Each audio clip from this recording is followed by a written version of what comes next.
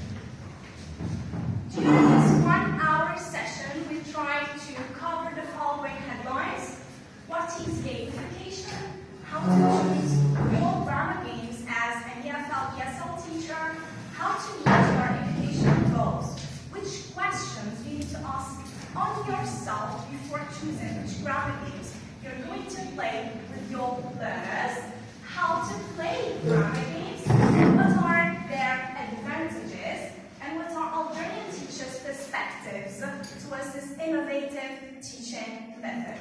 Finally, we'll end up our workshop session with some effective games that you can use in your classrooms, right? So which question you find the most interesting for you? The last one.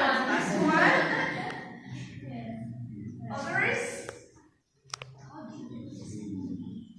All right. Meeting education. I hope we are going to meet it and get it Number 3. Last one. Number 4. 4. I will answer all of your questions during this 1 hour. But before trying to discover this session, all you have to do right now is to take your hands. I need your hands, okay? You'll put your hands under your chairs. There is a paper there. Wait a minute. There is a paper there. You're going to take the paper and you have 1 minute to say the sentence to the person who's sitting beside you. 1 minute. Let's go.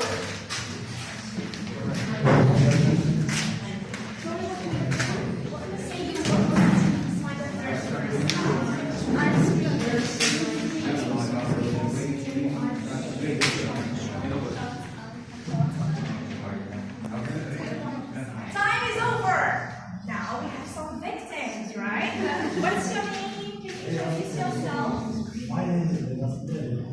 From? I'm from Ghana. Okay, can you tell me about the tongue twister you've just heard from your peers sitting beside? Don't remember? Okay, no problem. So, what are you expecting from this workshop? I was waiting to hear more about gamification. Gamification? Okay, you will. Tell me about yours. I saw chicken eating chicken at the kitchen. Really? That's interesting. Let's go by here. Can you introduce yourself? At the end of this workshop, you will all be able to apply various gaming strategies to teach the target grammatical structures. We are focusing on grammar today. So, starting with the idea that we are living in the 21st century in a fast-changing world. Everything around us is changing, is being transformed. New ideas, new technologies, new concepts in all fields of life, including our field, which is education. As teachers, we're no more teaching the same way we used to study a long time ago. We're no more the knowledge holders, but we have now totally different roles. We are facilitators, leaders, and change makers in our classrooms. So, unfortunately, we are giving birth to a new future generation simply by putting them in chairs, sitting in rows, and we stay on the stage just like me right now in front of you. And we call that effective teaching. Is that really effective? Well, let me just give you an example. How do we learn to ride a bike? Do we learn to ride a bike by reading about it? No. Do we learn by listening to someone who have talked about it? Or by watching someone doing it? Well, actually, we learn to ride a bike by actually doing it by ourselves. By the help of a facilitator, a mentor who is always there to show us the way. So we learn throughout participation. We learn throughout active involvement. And this brings me to a famous quote said by Benjamin Franklin. Tell me, and I forget. Teach me, and I may remember. Involve me and I learn. Absolutely. Involve me, and I learn. So the best way to make our students learn effectively is throughout active involvement. Let them do something while learning. So the best way to involve our students in the learning process is throughout the use of new techniques and new methods which are affecting the field of education nowadays. And one of the most important techniques that is transforming the field of education nowadays is gamification. And it has been widely defined by CAP as using game-based mechanics, aesthetics, and game thinking to engage people, motivate action, promote learning, and solve problems. Simply than that, it's all about making your students feel like they are playing a real game, where in a learning context, in a classroom. Of course, using the methods and techniques which are needed for playing, like rules, competition, learning, and of course, an element of fun. This is the most important point that we focus on. So, while teaching grammar, as teachers, we know the importance of grammar. Why grammar? Because it's the most essential element in English language teaching. Okay? We need grammar to read, speak, understand and write in a foreign language, which is the case for ourselves in English. So grammar is important. As teachers, we are aware of its importance. I asked a variety of teachers about how which words come to their mind when they think about grammar. And they simply describe it as challenging, structure, exciting, correctness, necessary, practical. The keywords that all of our teachers needed or used to describe the word grammar. But when it comes to our students, I asked them the same question. How would they describe grammar? And they said it's boring, repetitive, structure, a lot of words, difficult, complex. Okay, do you believe that? I agree that English grammar can be difficult, complex, and needs a lot of work. But that doesn't mean that it has to be boring, okay? With a little creativity, with a little imagination, and of course, hard work. You can turn that boring activity into an enjoyable, motivating one. You transform it by yourself. Now, what should you consider when planning a game for your classroom? There are a variety of things that you should consider, but I've chosen the one of Tyson, which has been claimed in 2000. The first thing, your game, your grammar game, must be more than just fun. They're not going only to play, but rather to learn at the same time. Every activity should have a purpose to serve your intermediate objective of your lesson, of course. The second thing, that it has to involve a friendly competition. As teachers, what is our role in the classroom when our students are already playing the game? It's all about monitoring. We should move around, monitor effectively. Don't let them play by themselves. Of course, there will be some noise, but sometimes there might be some conflicts if you don't monitor on the right path. The third one, keep everyone involved and interested. So you should vary your sentences during the game or the activities you are included to meet the needs of all the learners, not only the fast learners. The slow learners must also have an opportunity to practice and play the game. Number 4, focus on the use of the target structure. Of course, I'm teaching today the conditional. My game must be about the conditional. If not, I'm not serving my main objective.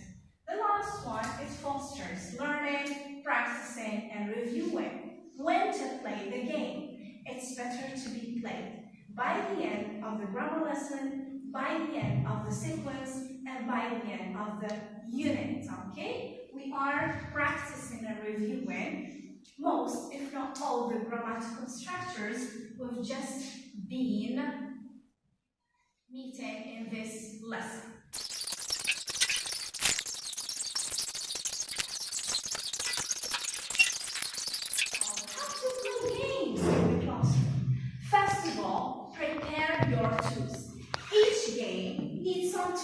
Okay, be that simple or complex.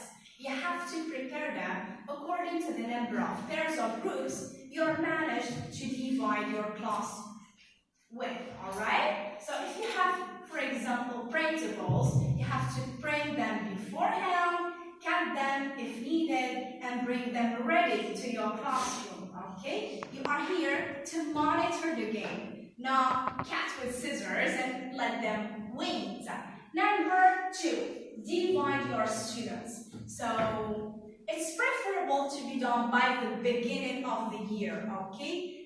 Classroom division, pairs, groups. They have to be managed equally between fast and slow learners so that everyone would be included within the game model the procedure as we said previously. You are the best models for your learners. Show them how to play. Don't let them play by themselves. And number 4, set a time limit. Okay? Before, give instructions and set a time limit. You're going to play for 5 minutes, 10 minutes. When time is over, it's over. Okay? You have something else to do. So, why games? Why am I going to use games and all that effort and time consumption? Well, it lowers students' stress. Students will feel comfortable and easygoing while playing the game. Increase students' talk time.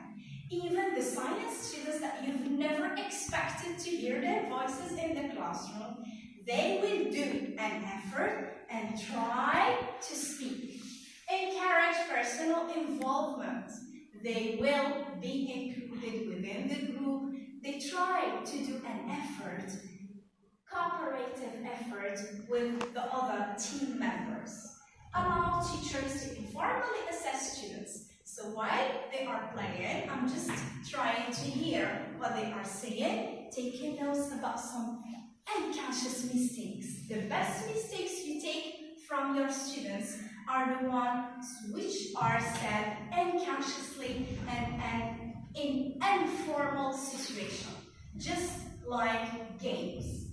Number 4 or 5, it motivates students. They will really motivated. Everyone loves winning, including us as teachers. How about our students? They want to win, okay, in the competition. Involve everyone in the class and allow for fun practice of the language. They will enjoy it, they say. The main question was, have you ever used games to teach grammar? And surprisingly, as you see, 86.7, they said yes, okay? They used grammar games in their classes, right?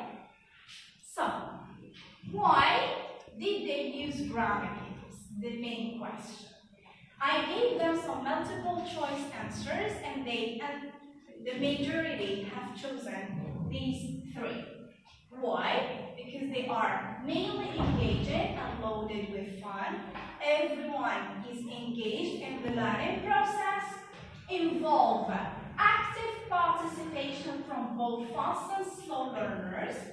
Okay, all my students are going to play and enjoy themselves in the learning process. Gamification is a learning process by itself. And of course, enhance both our students' competence and performance. Okay, you are improving not only their accuracy, but even fluency. They are communicating and using the language effectively in a real-life situation, in a classroom. My question here, why do they avoid using grammar games? They all have selected these 2, or most of them, because they require a specific budget, okay? A money which is specific or specified for these games. I need to buy some materials for my students to be able to play the game. And they demand a lot of effort in preparation. So the preparation must be at home, not in the classroom. Everything should be prepared and planned before you enter your classroom. So how and when to play grammar games? The majority believe that grammar games had better be played in groups rather than individually or in pairs, and it's actually the best way to play games, okay? Worldwide, teachers agree on groups due to their effectiveness, and they must be played at the practice phase, okay? Using grammar games, they can be preferably to be used at the practice phase, controlled, semi-controlled, or freer practice, okay? But it has better to be used at the freer practice. Let your students be free while using the language. And examples of games they have included in the online survey: taboo. Unfortunately, taboo is a vocabulary game, not a grammar game. The second one, crosswords. It can be used as a grammar game. Simon says it's an energizer, which must be used as an icebreaker in the lead-in at the beginning of the lesson. Board race, it can be used as a grammar game, and who am I is a vocabulary game. So teachers don't really teach games. Do they have to use when practicing grammar, unfortunately? So my last question for them: do secondary school textbooks provide appropriate gamification materials? And as you see, 96.7, most if not all of them answered no. There are no opportunities provided in our textbook, Algerian secondary school textbook, to play games with our students. So what's the solution? The best solution for this problem is that they should be embraced in ELT teaching within Algerian secondary school textbooks, okay? If they are included in our textbook, we don't need to buy materials, okay? We don't need a budget, and we don't need to prepare by ourselves at home. Everything is available in the textbook. So, since we don't have them now in the textbook, we had better do some effort until there will be some innovation in our textbooks at the Algerian secondary school level. So, finally, I would love to share with you not only three, but here I'm going to explain only three main important games. The first game is called Find Someone Who. All you have to do for this game is to prepare some flashcards, okay? A paper, a flashcard, and you write Find Someone Who. For example, to practice the use of the present simple, find someone who. They are going to practice the use of the affirmative form, negative form, and interrogative form of the target language, and all of this is done in an enjoyable, relaxing situation. Everyone is included, and everyone is having a flashcard that he is going to ask the appropriate question by himself, right? It can be used for simple tenses, present, past, future, for the practice of used to with second year classes, adverbs of frequency with first year classes, and the model can, which exists also in second and third year classes, alright?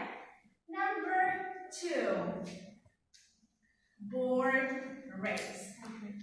This game, or the majority of games, I want to add that they meet the needs of multiple intelligences, alright? Visual learners, kinesthetic learners, auditory learners. They're going all to move from their places, move around, play, and have fun. And it's the case for board race game. It's the best for kinesthetic learners in our classrooms. All they have to do, or you have to do as a teacher, is to prepare some sentences. For example, in the active voice, that your students have to transform into the passive voice. How to play this game? I divide you into groups of 4, for example. And I divide my board into 4 parts. Every team is going to take a pencil. As a teacher, I'm sitting on my chair and I just give them the sentence in the active voice. They have to transform the sentence together in a group, and the leader of the group, they have to choose a leader. The leader has to run, alright? Run to the board and write the transformed sentence correctly. The first team who writes the correct sentence on the board gets 1 point. And according to your time limit, by the end you'll count how many times you have got to claim, of course, the winner. For the winner, you had better prepare some prizes, right? So a +1 with the perfect for the winning team. They love points. If you have some budget, you can buy chocolate. If you don't have, you can buy only candies, okay? 1 dinar is enough. My third game is error correction. So it's the best way to practice grammar, from making our students aware of their errors, and they correct them by themselves. Always divide your students into groups, okay? And you have to prepare some sentences or pieces of writing according to the level of difficulty and the level of students you are teaching. First year are not like third year classes, okay? Yes, for example, for third year classes, I can use time conjunctions for a language stream. I had better choose some pieces of writing with some errors, okay? Make them a lot when concerned with your lesson for today, okay? So include a lot of errors and give every team the same piece of writing, the same piece of writing. All they have to do is to correct the errors existing within this piece of writing. And the first team who corrects all the piece of writing correctly and appropriately is the winning team. As simple as that. They correct themselves by themselves, right? So now we need to play the game by ourselves. I have prepared for you another game, okay? A variety of games. You have seen the game we have started with tongue twisters. It's the best way to practice pronunciation. Now we are going to practice grammar. All I have done, I have selected some sentences. These sentences are printed in different colors, as you see. So the best way to sort them is to make them in caps. Not coffee caps, paper strips caps, right? And your students have to reformulate the sentences to form a correct sentence, okay? Appropriate sentence. So this is your task right now. The first team who reorganizes the paper strips to form the complete sentence is my winner. Let's start!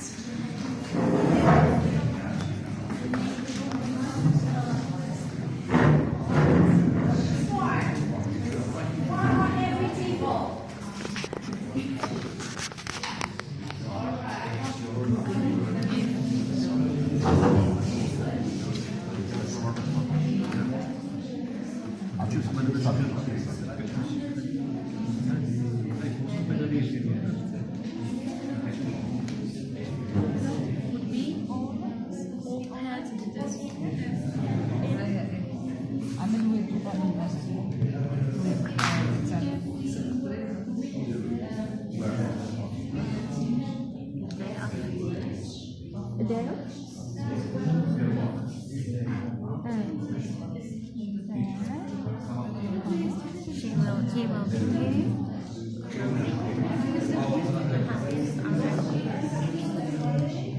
We finished!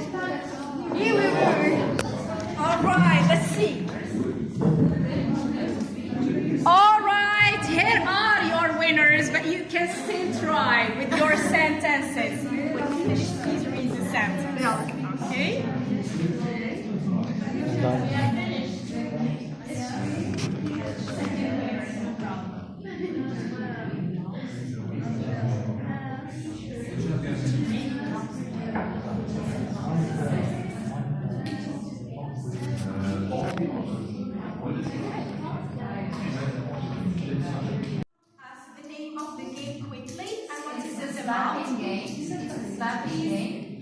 session? Starting game, I used it with reported speech. So you could write the sentences, you give the direct sentences and the indirect sentences in groups. One pupil has got the direct sentences, and there is a sheet, the indirect sentences are written on it.